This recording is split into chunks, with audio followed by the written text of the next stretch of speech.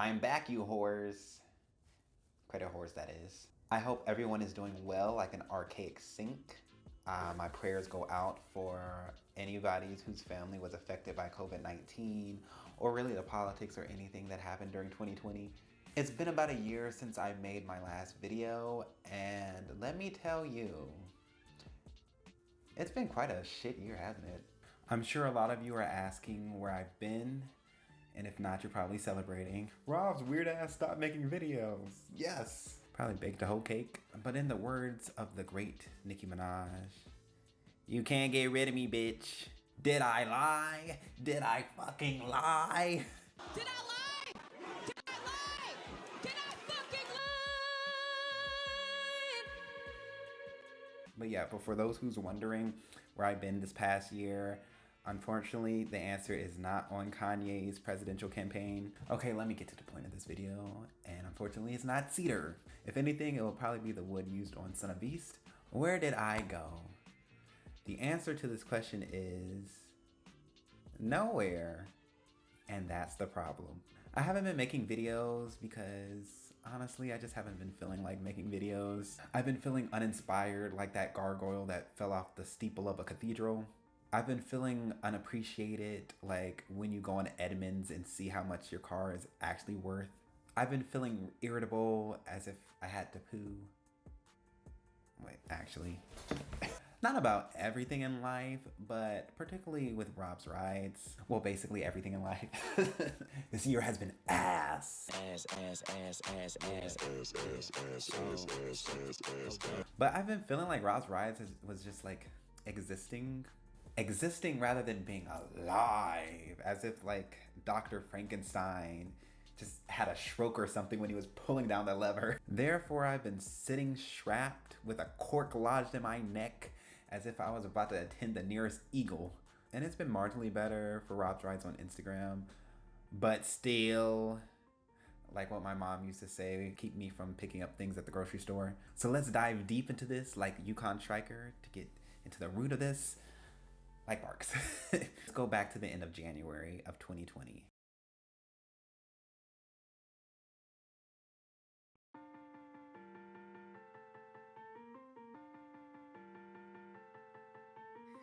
On January 30th, I released a video essay on Harry Potter being horror and the creation of Universal Studios Orlando's Wizarding World of Harry Potter as part one of a two-part series. The second part was to discuss Hagrid's magical creatures motorbike adventure.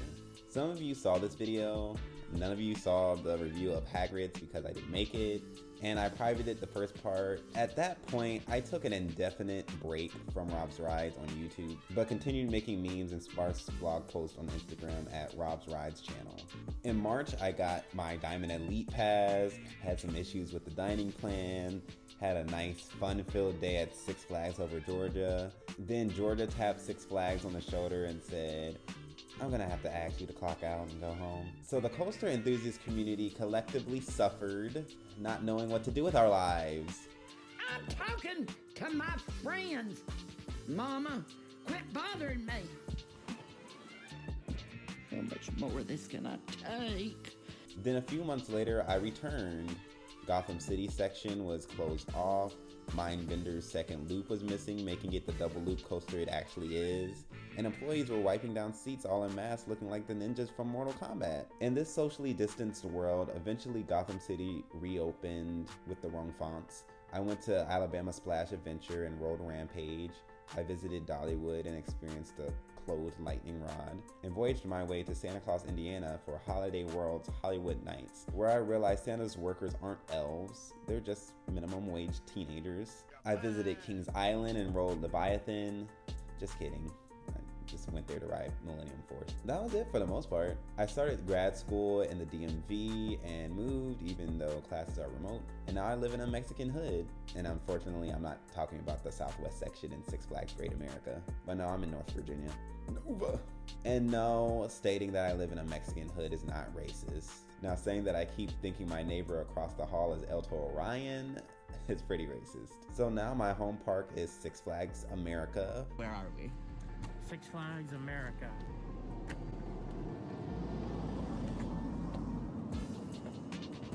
Okay. But I'm not too far from the Virginia parks.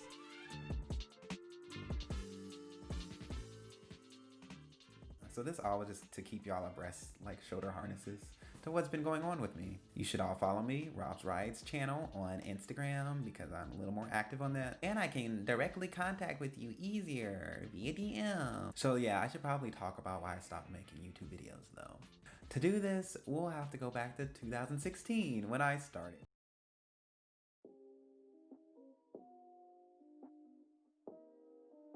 I debuted my first video on Rob's Rides channel March 20th, 2016, ranting about how the worst theme park job is the hand stamp guy without a stool. And on the same day, I tried to shake it up by saying wooden RMCs aren't really wooden. They're like a phone case. Yeah, the back of your phone could be made of actual marble, but when you put that plastic case on top of it, and you're using that plastic case the whole time, it ain't like you really holding a marble phone. Bitch, you holding a Walmart Straight Talk with silicone and pleather. I don't really know how I feel about this argument today, honestly. But what I do know is, for this to shake it up, I wanted Zendaya and ended up with Davis Cleveland. So I started the channel because I just felt compelled to. It was just something in my spirit.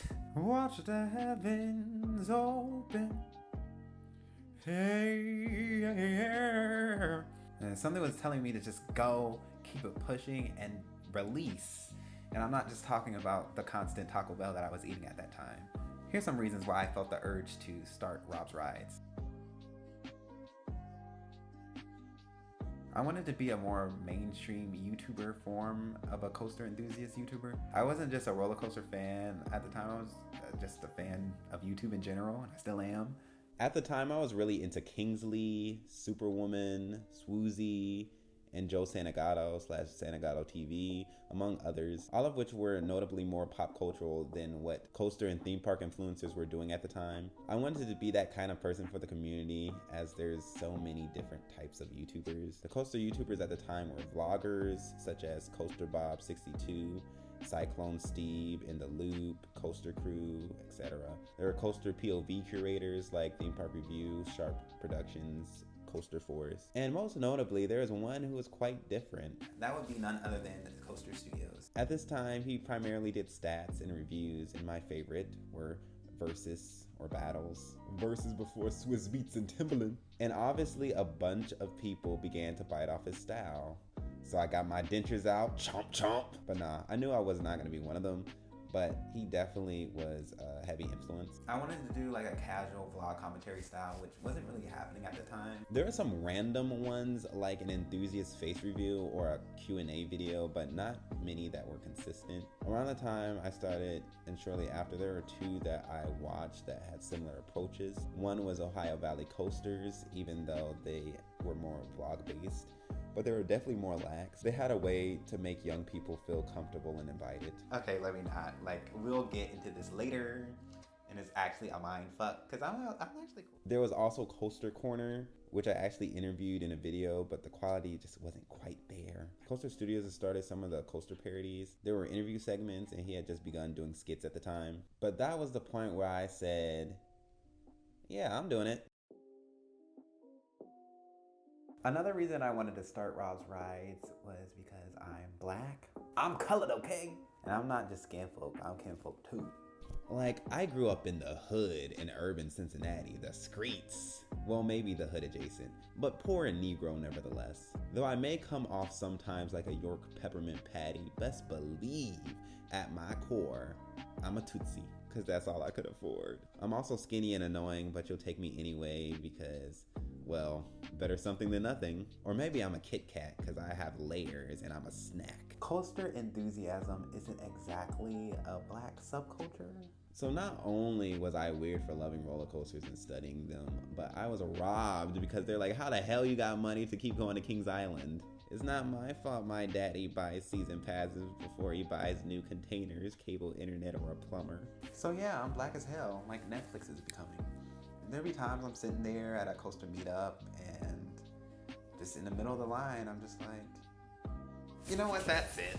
Fuck this shit. You know what? Hold on. It's okay, it's okay. I know I'm the minority culture. I'm not expecting you to have hot sauce in your bag swag. But assimilating is something I've always struggled with personally. I'm kind of a lone wolf, like the one person who goes to a show at Timberwolf Amphitheater at Kings Island. But in all actuality, I just march to the beat of my own drum.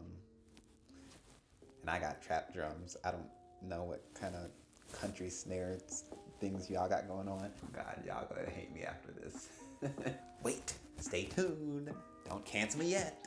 Wait, hold up. I'm the one supposed to be canceling y'all. The climate right now is blackity black black. Not that I'm Black Lives Mattering the coaster industry though. But if the shoes fit, slip them under them shin guards. But yeah, I wanted to be a representation for other black enthusiasts out there. I didn't have anyone I knew personally that was a black coaster enthusiast. I was sure that there had to be a lot of other people who were coaster enthusiasts and were black, and I just wanted to be there, sit next to them, caress their shoulders and say, "You are not alone. I am here with you." And I have them push me away when I get to the belty part. "You are not alone. I am here with you." I'm not like some of the other girls. Or should I say guas, like Saucy Santana. Materia gra. That's the trick that it takes to keep the grub. I'm bi, and I'm a whole sassy mess. Kinda, I'm not really this animated all the time. Well, this video I'm not as animated. No, I've gotta give off a mask for the guas. The category is trade realness. Though I never really made it a whole thing with this channel, I just wanted to be a representation, at least for my campy spirit. Also, I wasn't as confident in myself when I first started the channel that I am now, because now but then again, half of the community is the little turnaround on the out and back. I am not outing anybody, but let me just say that I know that that drop tower is not the first tower you dropped on. Yeah, it's been a while in this video and I still didn't say why I stopped making videos. Don't click out the video. Wait, there's more. But wait, there's more.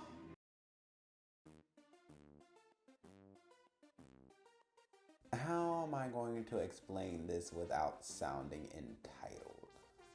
So after making videos relatively consistently for 3 years, I realized the saying, if you keep making content and putting in work and gradually increasing your quality, the people will come. It's complete bullshit. But the sad reality is, a lot of people that say this honestly have nothing else to offer because that's how they grew. They just kept making videos and one or a few of them just happened to catch on and they become larger ever since. It's sad because they can't quite articulate what happened with that video and why it did so well. All they can do is replicate it. And even then, it's not clear if the type of video is better or more engaging or useful than their others, but rather because most of the audience came with that big video, chances are they will be attracted and recommended for other videos of the same type. So let's break this down so I don't talk in circles like me when I'm walking around and climbing on the furniture in my house during a phone call. You do it too. To put this lightly, I just felt like I was slightly underrated and it was like providing like this toxic reaction to my spirit. Your victory is coming close. Stand up and fight. I guess I can start with saying that I never expected that I would be making money off of YouTube. This was never gonna be my career. I felt like whatever little money I'd make, I just spend it on my channel, whether it be occasional lighting upgrade or, oh, look, I get to visit a new park. But with the amount of money I made, I may be able to afford a McDouble or two before I enter a park. That's the lightning runs right there. But what I did anticipate was that I'd develop a decent sized fan base. But we're gonna frame this like it's Roger Rabbit. Because instead of that decent sized fan base, I got about the amount of people who still feel like Roger Rabbit's Toon Car Spin is the best ride at Disney. Like, damn, at least give me the amount of people who feel like Splash Mountain isn't racist. The only time a zippity doodah is present is if I'm free balling in jeans. The only zippity day that needs to exist is when you put on your work jacket because you forgot your uniform shirt. I would say I have an engaging persona. I may talk like I'm a little slow sometimes, but besides that, I'm Gucci. I stand out, I give thoughtful information, and my audience loves my content, which I am grateful for. You know, like, it's not the case where a lot of people are just like watching my content and they don't like it. They're just not watching my content at all. This is not really a quality issue. When I see other influencers making similar content at relatively similar technical quality and they're making like 16 times the amount of engagement, I'm like, something is wrong. People say you shouldn't compare, and I agree, you shouldn't obsessively compare. But if you don't look at how other people are doing and what other people are doing, you're just living under a rock. And plus, how do I not compare if I'm a fan of others? Like, I'll see how well they're doing when I click on their video, even if I'm not like intentionally trying to look at their analytics. And people say you should do it because you love it, not for money, not for popularity or whatever. And I agree, because I would not be doing this if I didn't love it. But engagement is like currency. How would you feel if you and your coworker, you both have the same role and you both love working at that restaurant, but you get $10 an hour and they get $100 an hour? Like, even if you like the job, it's just not right. And let's make this clear, I'm not speaking on any of the coaster YouTuber legends who pioneered things, nor am I somehow blaming others for having success. I'm just saying something's off about my engagement. I'm also not expecting my videos to be getting like 100,000 views or anything. But 1,000? Come on now, come on. Going back to this metaphor, over time, you working $10 an hour, doing $100 an hour work, you get burnt out. And burnt out in a specific way, as you can get burnt out from doing $100 an hour work. But at least with that, you have some like external motivation, like a bunch of people are going to watch this stuff, even if I don't feel like doing it. Why would I spend my time and energy if I'm not really getting compensated with my engagement energy? And then at that point, you're just like, okay, just lower your effort so it'll be like more like working $10 an hour work quality. And this is true. I could just post whatever, whenever. But I don't want to regress. Like, in fact, I want to innovate. So that would not make me happy. It would not make me enjoy making videos, which is one of the reasons why I primarily do IG now, because the content is so quick and easy. And it's like, if I do post something and it has low engagement on IG, it doesn't bother me as much. Like, if a meme doesn't get that much engagement, okay, it took no more than 15 minutes making it. And even that, it was probably because of my slow ass Wi-Fi. If a video I make doesn't get much engagement, but I spent 10 hours making it, I know I have some substantial technical quality aspects to work on, but most channels do before they take off. It's expected the more you grow, the better your quality will become. Not the better your quality is from the start is the only way you're gonna ever grow. There's plenty of content on YouTube that isn't with clear professional audio equipment that do very well. Like, literally memes and exports from TikTok are some of the most popular content, and half the time they look like they were filmed on a flip phone. And the quality doesn't really make a difference if no one sees your title and thumbnail pop up on their screen in the first place. And just because your title is intriguing or your thumbnail is sick does not mean YouTube is going to put it at the top of the page or as a recommended video. There's really only two reasons people watch your video.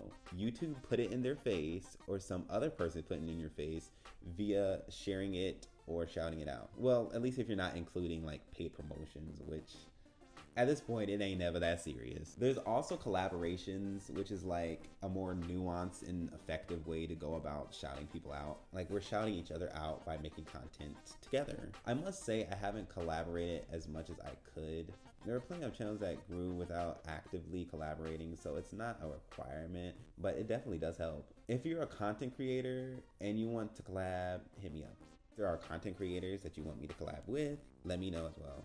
But especially let them know. Just go in their face and scream, collaborate with Rob's Rides. I'm most easily reached via IG, Rob's Rides channel, and if I don't respond, I'm either lazy, drunk, or crying in the shower. I'm not playing upload tag to be the first one to talk about a certain topic, and because if I did, it probably wouldn't be the best quality. And literally, once the larger channels get to uploading their video on the same topic, chances are my smaller video will drop low, and it'll be on the second or the third page of the search results. And YouTube's likely not going to push your video to show up on the home page as a recommended video unless you already have a a lot of people watching it. So basically, to get a lot of people to watch, YouTube has to promote your video. And for YouTube to promote your video, a lot of people have to already be watching it. And this is why when it happens to successful YouTubers, they literally got lucky, or their video was shared by others who are influencers in their own rights in their respective smaller circle, which all I can really do is ask people to share and hope that a few people who see the shared video and have strong influencing abilities feel compelled enough to shout me out or share my content with others. For instance, I got shouted out by Coaster Kids and was featured in a Debunkland video, which all helped my growth. So yeah, being a social media influencer is kind of wonky for the most in general,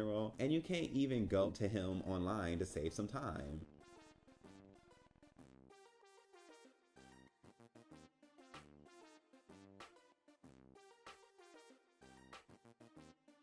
Ooh, it's about to get juicy like Lizzo's seat at that basketball game.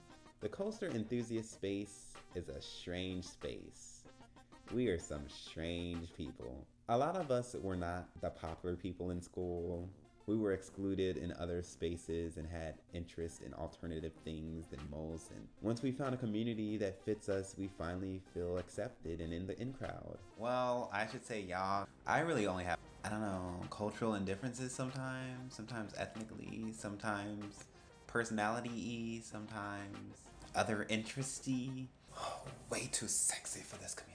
I'm kidding. But really, I wanted to just see how everybody else felt about the community, because I know everybody has their different experiences. And so I asked some of my coaster enthusiast friends, what did they think about the community? And they had some things to say. So I'm going to split this into 4 parts. I'm going to speak on some general minor issues, some experience. Then we're going to talk about some major issues, and that being elitism, the lack of minority representation, rather that be women or people of color. Oh, I hate that term, but that's a topic for another day. And finally, we have to talk about this pedophilia thing. I'm not ready for it, but it will be tackled. Because apparently some people on our team are getting sacked. And let me preface this like it's an ultrasound head. Just because you see these video clips doesn't mean any of the enthusiasts you see in these clips are guilty of these things that I'm about to say. And just because there's no clip doesn't mean you're not guilty of what I'm about to say. Look, if the shoe fits, burn them damn shoes. I can understand a lot of members of our community may have some communication issues. They speech is weak. What they tell is a L. They class is ass.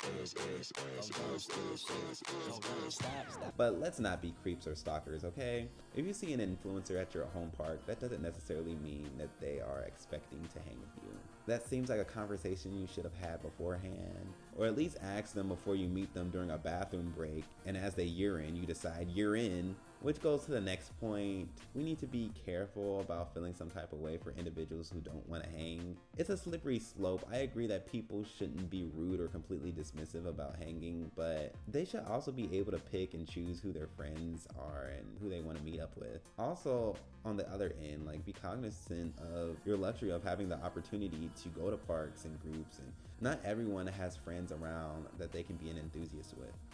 Critiquing ride ops and park services is late. We may study how parks work, and some of us actually worked at parks, but let's not bash all of management and operations just because they're not perfect. Obviously, it's okay to acknowledge if service is significantly awful, but just because they didn't dispatch within 60 seconds doesn't mean talk shit. And illegal filming on rides, like, this is self-explanatory, just don't do it.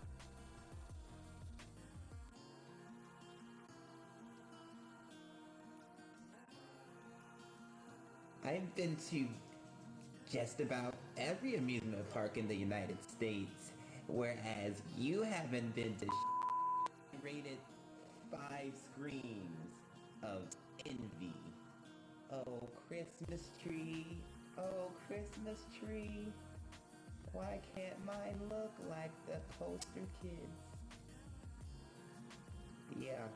Again, many enthusiasts were either normal or even popular at school, but minimized their coaster enthusiasm. Basically, they were DL enthusiasts. And then many others were rejected kids at school, which could either make you very inclusive people, or it could finally grant you the opportunity to feel popular and desirable, so you begin to do the same exclusion tactics as the in-crowds in school did to you. So there are 2 roots to this behavior.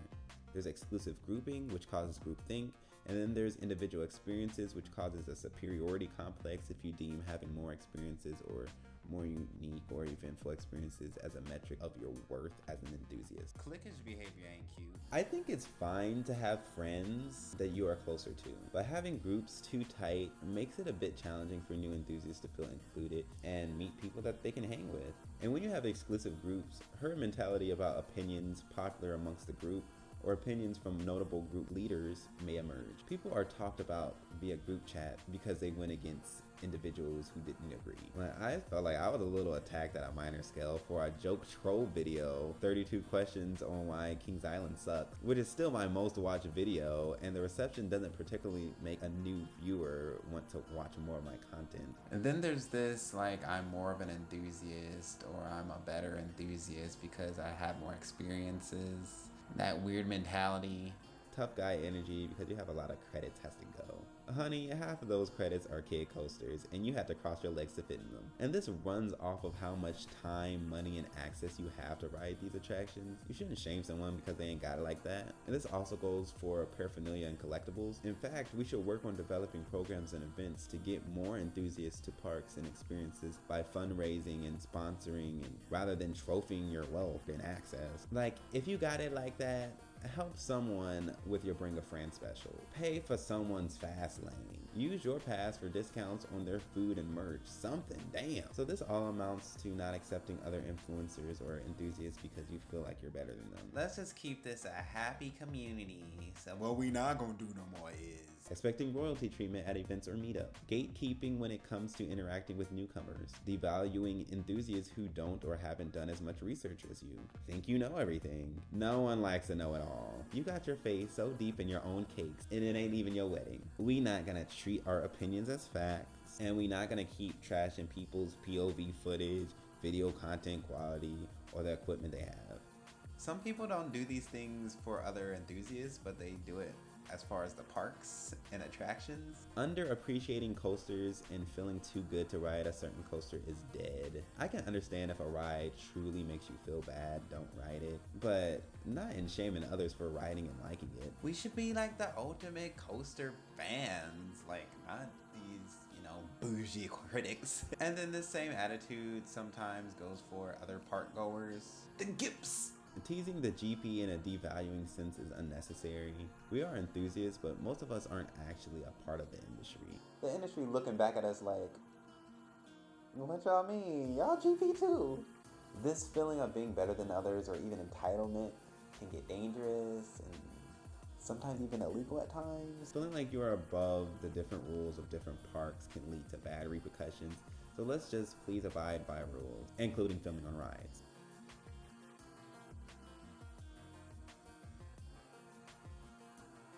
Few moments in history, best moment in history where we had two black enthusiasts at the same exact park. Rob's in the building, y'all. It happened. There are very few black coaster enthusiasts on YouTube, well, any social media in general. You gotta find black enthusiasts like the spare change in the crevices of a couch. I may be proud, but I am not a penny. But I am a snack. And I am open to a sugar mama. Sometimes you just want to go to a water park and the other enthusiasts got you on the much needed Vaseline. Sometimes you just want to be with a fellow enthusiast whose hair will also not fall back down after getting hang time in an RMC stall. Sometimes you want to be with an enthusiast when the other enthusiasts say that they're visiting some small obscure park in the middle of Mississippi, and y'all look at each other and say, hell nah, I'll take my ass back to Atlanta. Back to Dallas, go to Six Flags Over Texas, and then go to that restaurant where we can't twerk on the furniture unless you're a Kappa. Some black enthusiasts don't feel completely comfortable or accepted in the space. This may relate to people of other ethnic backgrounds, but I can't speak for them. And there's been other things about racism that has happened, but I don't even have the energy right now. Well, let me amend this because of something that came up recently. And I just want to end this like a fish arm. It has resurfaced that, you know, some people in the community have been using the N-word as free as the restraints on Phantom's Revenge. Logan was openly using the N-word. He looks like that nigga that turns into a rat in Harry Potter. You're really gonna say I'm racist because I don't like airtime Mike? Bitch, if he was white, you wouldn't throw the racist card at me. And it's sad because he's funny like a Shane Dawson type. And it's kind of expected because his humor is like a Shane Dawson type. I can't speak on some of the other things he's done, but I'd address this because I say some things with a slightly edgy humor from time to time. And sometimes I may go too far, but I typically know my scope and we can't have you over here thinking you're Listerine. So when it comes to niggas who want to say niggas, but they not really niggas, we all know where the word came from, and Black Americans used it within the Black American community to take the word back. And the way that pop culture exploits and appropriates Black American culture, I can see how like saying the N-word goes into the, you know, mainstream pop cultural zeitgeist. But at this point, if you're still saying the N-word and you're not Black American, or if you're blackfishing, using blackface, saying woo child the ghetto, you don't give a fuck. Because if you did, you would feel bad using it and you wouldn't use it. Now this, I have nothing to say. I do not have the energy. For those of you who are unaware, Logan decided to threaten Casey with rape.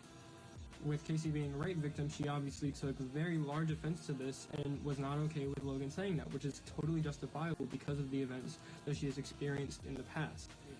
Her for the fact that she couldn't take what he was saying as a joke. Now come on! And again, like, I get edgy humor, but reel it in, no Virginia. And we're gonna get to that type of stuff in a second. So I think the women here started this. Take over, I organize it. Hi, I'm doing a female takeover right now on Voyage.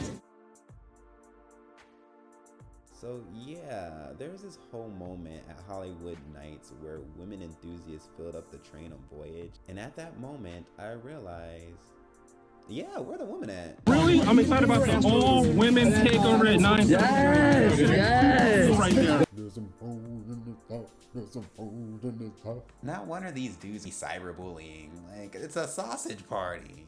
Even though it shouldn't have mattered because, you know, everybody in the coaster community is gay anyway. Look, I said what I said. I said what I said. I don't care. I don't care. There's literally no other explanation for a group of men who gather around to bounce up and down on a woody. But I can definitely see the lack of representation of women in the community. But as a whole, as he, him, pronoun, cisgendered man who is male and relatively masculine, look, I'm just trying to check all the boxes. Being PC these days sounds like I'm studying for the SAT. You know, but what I do know is I'm not the person to talk about this. I don't know how they feel. But can you imagine being around all men and they all ugly? Like, it must be stressful. But I will note that there are many girls doing their thing, including Emotional Roller Coasters, who I featured one of her illustrations on my Gemini review thumbnail. Also, there's this new G-Force group campaign. Yeah, I'll just leave the video clip here. It is a very respectable, a little too respectable for my vocabulary, because if I was featured on that video, I would have said, the girls have had it. You got them up. Many young women have made themselves vulnerable and trusted me with their stories. It's been an absolute privilege to listen to their testimonies and what they've gone through. When Alec and Taylor came to me asking for my support in creating an outreach that would address the current situation, I was beyond honored to join with them. It is time for us to take action. So today, I would like to introduce you guys to G-Force, a campaign that aims to support, inspire, and empower the ladies of the coaster community. G-Force will focus on supporting victims, raising awareness of minority-centered issues, and connecting at-risk enthusiasts with valuable resources. This was in response to the sexual misconduct claims, but I feel like it was necessary just in general.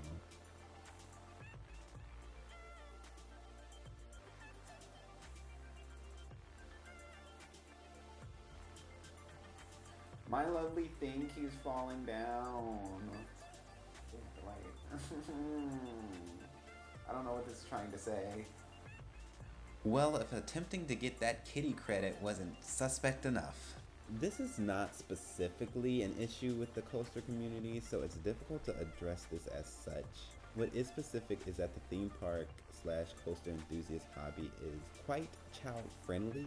Many children gravitate towards this type of content. Our content is often labeled as for kids, which is probably why I subconsciously find some way to make myself say cunt in every video to ensure that they know that I ain't trying to be nobody's PC mentor.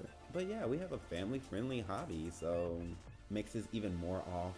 Alan Concieco, I don't know how to pronounce that, on Parkscope wrote, kids, regardless of how smart they are, do not have a lot of important information or experience dealing with adults. If you're an adult in this space, it is incumbent upon you to guard kids against adults looking to potentially exploit them. No one else is going to protect kids for us. There is no build a safe list of content creators. Even if you know these people in real life, you may not have the lived experience of who they are and what their true motivations are. We need to recognize as adults that we will likely have limited influence on kids, teens, or adolescents who don't already know us or seek our counsel. Elevate people who have exploited or escaped exploitation to provide warnings and provide them emotional support if they request it. That doesn't mean you should rush to send podcast interview invites to underage girls on Instagram about how they felt to receive nudes from an adult man. And I agree with him. He spoke so eloquently. Let's just dead this for the people in the back. W. There have been a few cases of mindless behavior, except these guys can't say that that was my girl. Nor will there ever be a Mrs. Right that will be cool with that. Nah, brah, you don't gotta see her. You better not travel all across the world just to meet her. Let me be serious. Bro, what? I sincerely apologize to any victims of sexual abuse, sexual misconduct within the theme park coaster community. I mean, in general, but you know, specifically with our, I do not condone this behavior. If I've ever done anything that made anybody feel uncomfortable, show the receipts, show the receipt. I mean, I highly doubt it, because all I do is, you know, sit here and stare out a window like those monkeys on that experiment where they were looking at a train. Okay, let me get serious, because I'm black. They are not prisoners, but they may be asking for a ban. Expecto the trollers! That's me in this case. And this is an issue that the hobby has needed to come to terms with for a long time. I mean, this type of thing is, you can be of all types, you know, sexual predators. They can be of all types of backgrounds, age, days gender, ago, anything. It was revealed on Instagram by a user that they had sort of approached sexually by have made themselves vulnerable and trusted me with their story. Admit that the messages that were shown were legitimate. Adults in the theme parks have been weird, and this doesn't help. Really doesn't. And there have been at least 4 other people who have come out since saying that he did something of a sexual nature. With a minor makes it a lot worse. It's been an absolute privilege to listen to their testimonies and what Would this be the turning point at which it does? I don't know. I would certainly like to hope so. So the first situation I'll briefly mention is of Theme Park Worldwide.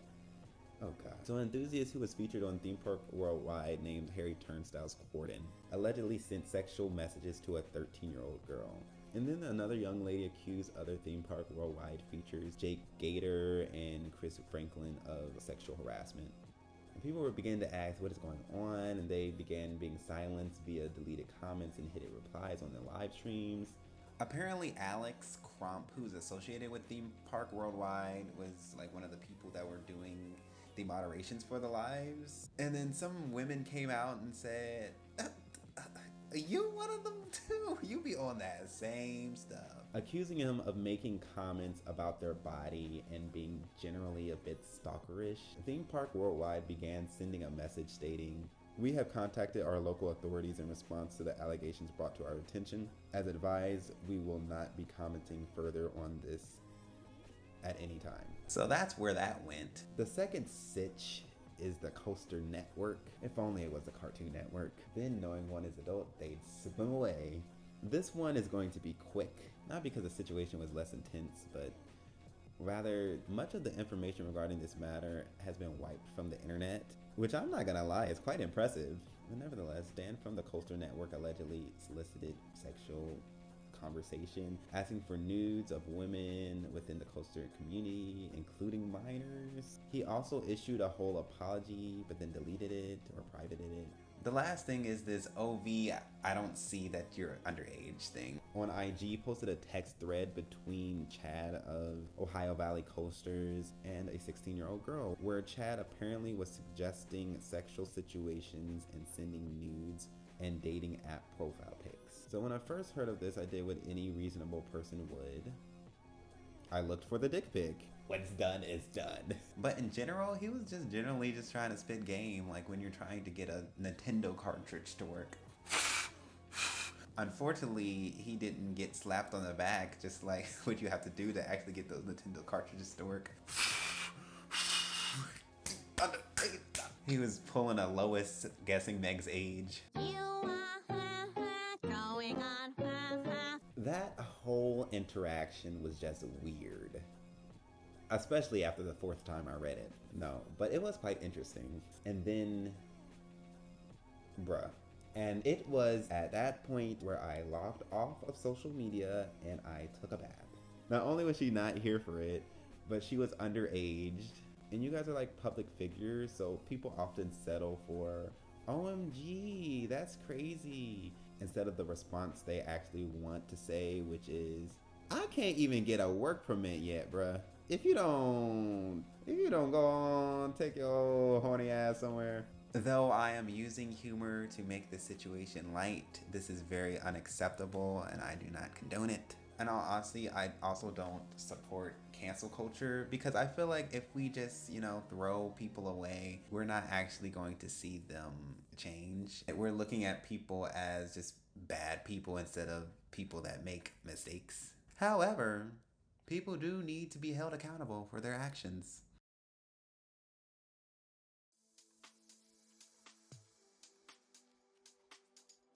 To sum things up, I don't know, I just thought I would be performing a little better than I am. And that can be disheartening, like when you eat too many spicy chicken sandwiches from Popeye. I joined YouTube because my spirit compelled me to.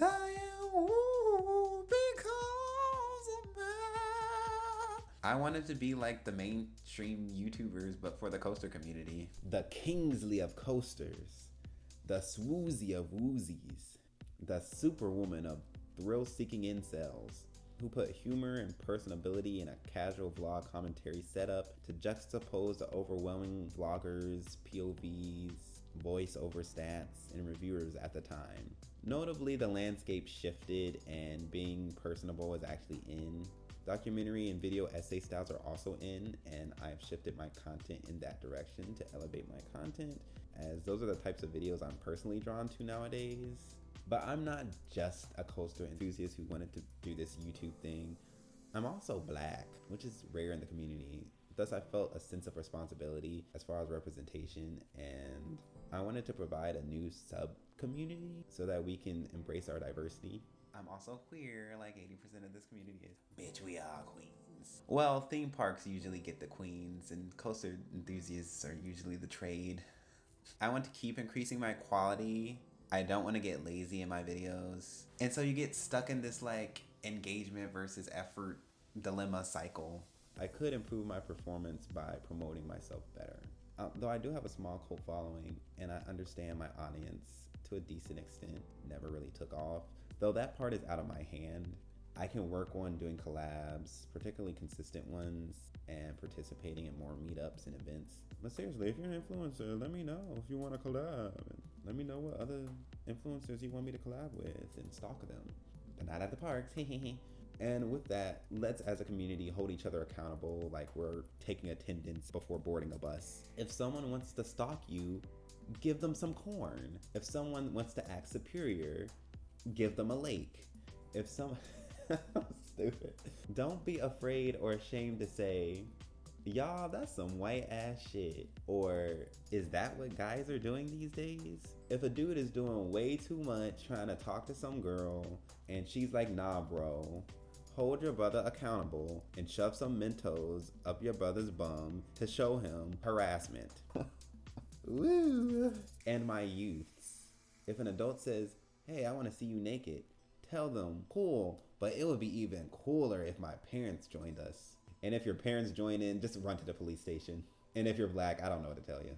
And if you got it like that, support your fans who dream to visit a new park or try a new ride, or hell, even being able to afford toppings on their funnel cake. Please continue to share my content so that I can be the awkward, weird thing that I am. And this is for Instagram as well. As far as an official return, I don't know how consistent I'm going to be. You know, I'm just gonna make videos whenever. I'm just gonna drop them like Beyonce drops her album. Unless I pull a Rihanna. But I have a lot of ideas that I would like to implement. I miss making videos and interacting with you guys on this platform. This ended up being a love letter to myself so I don't get burnt out, I guess. But thanks guys, love y'all.